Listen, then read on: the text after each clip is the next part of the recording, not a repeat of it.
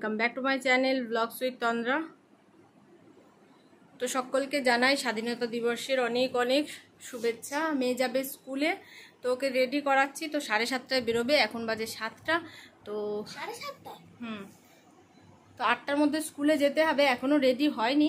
তো তোমাদের দেখাচ্ছি ওকে কি করে রেডি করছি। চুল বাঁধা হয়ে গেছে, এখন শুধু গালে এটা করব, পতাকা। হ্যাঁ পতাকা। তো দেখো এই যে ঝান্ডা কিনে নিয়ে এসছে, পতাকা প্রিন্ট হয়ে গেছে। তো তোমরা দেখতে থাকো, এখন গল্প করতে গেলে আমার অনেক লেট হয়ে যাবে।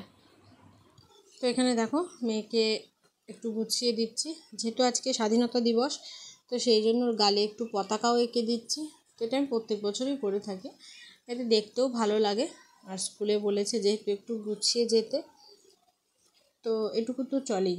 আরও ব্লাশ লাগাতে খুবই ভালোবাসে, তো আজকে তাই জন্য গালটাও একটু পিঙ্ক পিঙ্ক করে দিলাম যাতে ভালো লাগে। তো এখানে দেখো ও নিজেও একটু রেডি হয়ে নিচ্ছে, একটু লিপ গ্লস লাগিয়ে নিচ্ছে।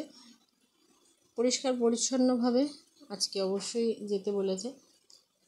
তো এখানে দেখো ব্লাশটা ইউজ করে দিলাম।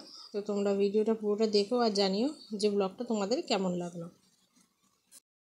রেডি করিয়ে দিয়েছি, বলো কিছু বলো। আজকে দেখো আমি একদম ন্যাচারাল মেকআপ করেছি, হালকা হালকা পিঙ্ক পিঙ্ক ভাব আছে আমার গালে। জয় হিন্দ। বেশি রোদ্দুরে তুললে ইয়ে ভালো আসে না তো। এ বাবু তুই ছাওয়ায় দাঁড়ায়, ছাওয়ায় এইদিকে দাঁড়ায় দেখে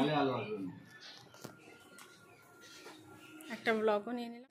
তো মেয়েকে তাড়াহুড়ো করে এখন স্কুলে পাঠালাম, যেহেতু 8টার মধ্যে ওদের, পাখাটা বন্ধ করে, যেহেতু ওদের 8টার মধ্যে যেতে বলেছে, স্কুলে পৌঁছে যেতে হবে 8টার মধ্যে। তো 7:30টার সময় বেরোতেই হবে, কারণ 7:45টার মধ্যে স্কুলে পৌঁছে যাওয়া ভালো। আমরা একটু চেষ্টা করি তাড়াতাড়ি পৌঁছানোর, কারণ পরে লেট হলে ভালো লাগে না। তো দাদাভাই বলে একটু তাড়াতাড়ি পৌঁছে যেতে। এবার আমাকেও যেতে বলে গেছে। 11টা 11:30 পর্যন্ত ওদের প্রোগ্রাম হবে, 8টা থেকে। তো আমি তো এই মুহূর্তে সকালে যাওয়াটা সম্ভব না, সকালে যেতে বলেছিল। কিন্তু দেখো কি অবস্থা, এগুলো গুছাবো, সকালের কাজ করে একটু রান্না করে তারপরে আমি যাব, এক তরকারি ভাত করে যাব, যাতে গিয়ে শান্তিতে বসে আসতে পারি। কারণ এসেই সবার আবার খিদে পেয়ে যাবে।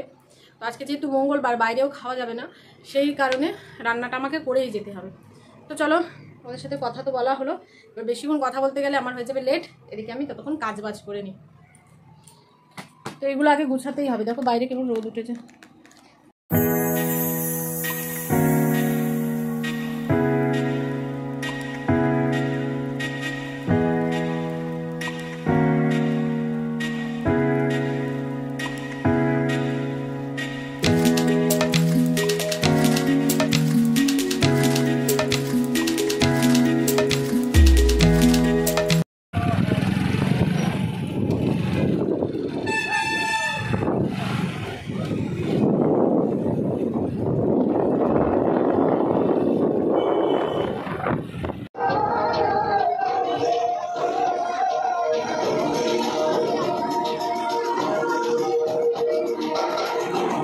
তো পুরো গানটা তোমাদের আর শোনাতে পারলাম না, ডান্স তো সবকটাই ভালো হয়েছিল, কিন্তু এই একটুখানি তুলে নিয়ে এসেছি আমি, যেহেতু গান দিয়ে দিতে পারবো না, তো সুতরাং বেশি আর তুলে কোনো লাভ নেই। তো মেয়েকে বললাম বাড়ি যেতে, মেয়ে যেহেতু গেল না, এবার আমি একটু বেরিয়ে পড়েছিলাম, কারণ স্কুলের ভেতরে যেন দমটা আটকে আসছিল, প্রচণ্ড গরম পড়েছিল।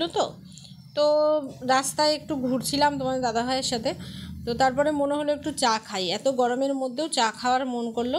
তো গিয়ে একটু আমরা একটা ছোট্ট দেখো ঘুমটিতে বসে চা খেয়ে তারপরে আবার মেয়েকে নিতে গেলাম। ভেবেছিলাম 11:30টায় ছুটি হবে, কিন্তু দেখলাম 10:30টায় দিয়ে দিয়েছে ছুটি।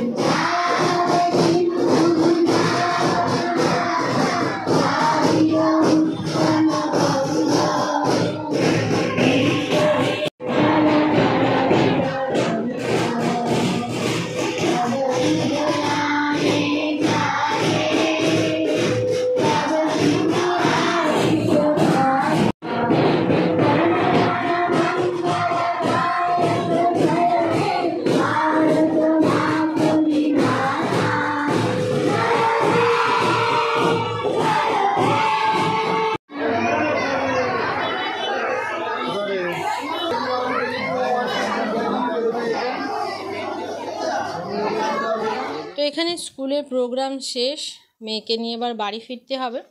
10:30টার সময় ছুটি দিয়ে দিয়েছে, কিন্তু বাড়ি আমাদের একটু লেটই হয়ে গেছে, আস্তে আস্তে করবে।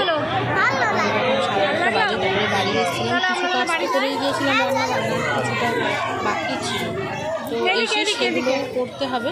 তো ওই জন্য আর কোথাও যাইনি। আসার পথে দেখলাম মাছওয়ালা, যার কাছ থেকে আমরা মাছ নিই, তো তার কাছে বলা ছিল যে বড় পাঙাশ মাছ থাকলে যেন অবশ্যই বলে।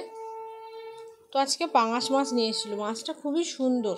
তো রাস্তায় যেহেতু দেখা হয়ে গেছিলো, তো একবারে মাছ নিয়েই ওপরে উঠবো। তো তোমার দাদাভাই বললো চলো একবারে মাছটা নিয়েই নিই, কালকে যে তাহলে সকালে আর বাজারে যেতে হবে না। তো দেখো মাছটা কিন্তু খুব সুন্দর। কারা কারা পাঙাশ মাছ খেতে ভালোবাসো অবশ্যই কমেন্টে জানিও।